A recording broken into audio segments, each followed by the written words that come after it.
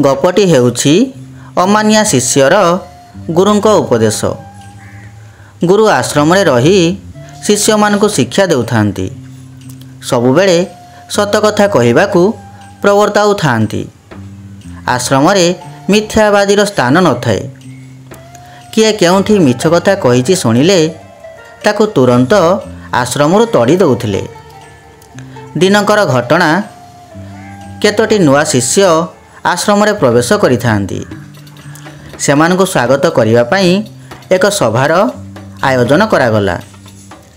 ସେହି ସଭାରେ ଶିଷ୍ୟମାନଙ୍କ ଉଦ୍ଦେଶ୍ୟରେ ଗୁରୁ କହିଲେ, ଶିଷ୍ୟଙ୍କ ମେଳରେ ଗୁରୁ କହିଲେ, ସଦା ସତକଥା କହି ଶିଖିଲେ ଜୀବନେ ହୋଇବ ବଡ଼। ଏହି ନୀତି ମାନି ଚଳୁଥିବ ଯିଏ ଜିଣିବ ଅଜୟ ଗଡ଼। ନୂଆ ଶିଷ୍ୟଙ୍କ ଭିତରେ ଜଣେ ଦୁଷ୍ଟ ଅମାନିଆ ପିଲା ଥିଲା। ସେହି ପିଲା ହଠାତ୍ ଗୁରୁଙ୍କୁ ପଚାରିଦେଲା, ସବୁବେଳେ ସତ କାହିଁକି କହିବି? ଏହାଦ୍ୱାରା ମୋର କି ଲାଭ ହେବ? ଏକଥା ଶୁଣି ଗୁରୁ ବିସ୍ମିତ ହୋଇଗଲେ। କହିଲେ, ଜୀବନ ସାରା ସତ କହି ଅନେକ ବଡ଼ ମଣିଷ ହୋଇଛନ୍ତି। ତେଣୁ ସତ କହିଲେ ଜଣେ ଭଲ ମଣିଷ ହୋଇପାରିବ। ଏହାଛଡ଼ା ଏଠାରେ ରହି ଶିକ୍ଷା ଗ୍ରହଣ କରିବାକୁ ହେଲେ ସତ କଥା କହିବାକୁ ହିଁ ପଡ଼ିବ। ପିଲାଟି ଗୁରୁଙ୍କ ଉପଦେଶ ଶୁଣିଲା। ସବୁଦିନ ସତ କହିବାକୁ ଠିକ୍ କଲା। ହେଲେ ତାର ଦୁଷ୍ଟାମି ଆଦୌ ଛାଡ଼ିଲା ନାହିଁ। ସେ ନିଜ ବେନିୟମ କାମ କରି ଚାଲିଲା। ଏକଥା ଗୁରୁଙ୍କ କାନକୁ ଗଲା। ଠିକ୍ ସେହିଦିନ ସନ୍ଧ୍ୟାରେ ସବୁଦିନ ଭଳି ପ୍ରାର୍ଥନା ସଭା ଅନୁଷ୍ଠିତ ହେଲା। ପ୍ରାର୍ଥନା ଶେଷରେ ଗୁରୁ ଶିଷ୍ୟମାନଙ୍କୁ ନୀତିବାଣୀ ଶୁଣାଇଲେ। ସେଦିନ ଏକ ନୂଆ କାର୍ଯ୍ୟକ୍ରମ ଅନୁଷ୍ଠିତ ହେଲା। ଆଜି ସକାଳୁ ସନ୍ଧ୍ୟା ପର୍ଯ୍ୟନ୍ତ ଶିଷ୍ୟମାନେ ଯିଏ ଯାହା କାମ କରିଛନ୍ତି ଠିଆ ହୋଇ ସଭାରେ କହିବେ। ଶିଷ୍ୟଙ୍କର ଗୁରୁ ତଲାସି ନେଲେ। ଜଣ ଜଣ କରି ପଚାରିଦେଲେ, ଅନୈତିକ କାମ ଯେତେ କରିଅଛି ପିଲା, କହିଲା ଭାବି ସେ, ଭଲ କରିଅଛି ସତେ। ଯେତେବେଳେ ଦୁଷ୍ଟ ପିଲାଟିର ପାଳି ପଡ଼ିଲା, ସେ ଖୁବ୍ ଦମ୍ଭରେ ଠିଆ ହୋଇଗଲା। ସବୁ ସତ କଥା କହି ପକାଇଲା। ସେ କହିଲା, ଆଜି ସକାଳୁ ଉଠି ପ୍ରାର୍ଥନା ସଭାରୁ ଖସି ଚାଲିଯିବା ପାଇଁ ଉପାୟ ପାଞ୍ଚିଲି। ତାପରେ ଲୁଚିକରି ଝରକା ବାଟେ ଡେଇଁ ବାହାରକୁ ଚାଲିଗଲି। ବାହାରେ ଧୁ ଧୁ ଖରାବେଳଟାରେ ନିର୍ଧୁମ ବୁଲିଲି। ପିଜୁଳି ଗଛରେ ଚଢ଼ି ପିଜୁଳି ଖାଇଲି।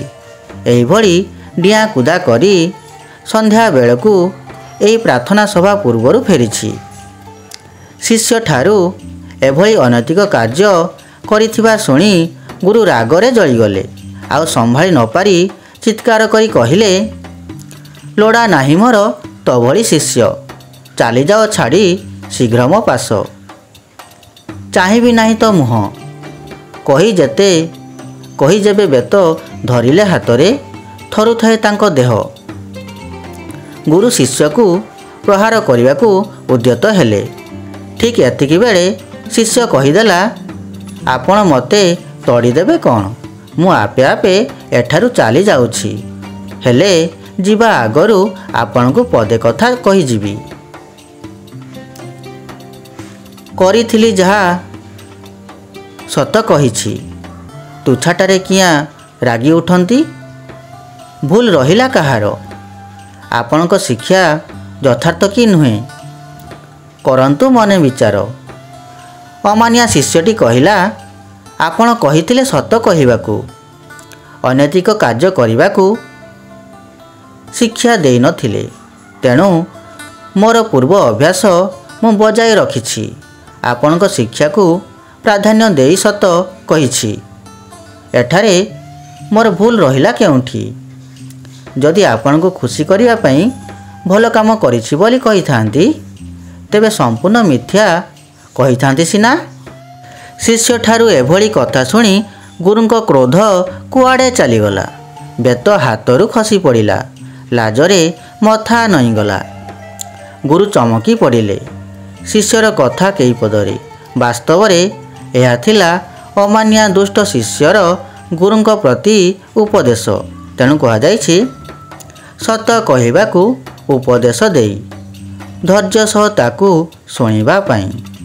ସମର୍ଥ ନହେଲେ ଗୁରୁ ପଦବାଚ୍ୟ ହୋଇପାରିଛି କେ କହରେ ଭାଇ।